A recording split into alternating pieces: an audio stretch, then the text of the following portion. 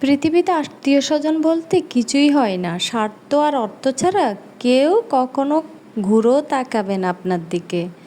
একটা কথা মনে রাখবেন সব সময়, আপনের চেয়ে পর ভালো, পরের চেয়ে জঙ্গল ভালো।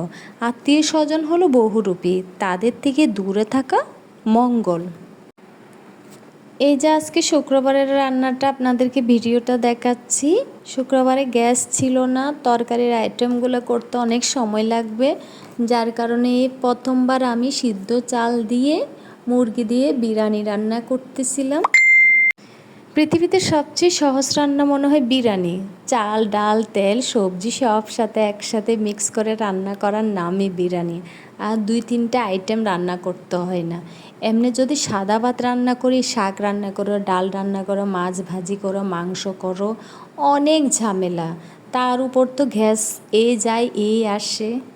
তো আমার হাতের সিদ্ধ চালের বিরিয়ানি খেয়ে আপনাদেরকে জানাবো কেমন হয়েছে। যদি আমার সামর্থ্য থাকতো সবাইকে, ফেসবুকের সবাইকে রান্না করে খাওয়াইতাম।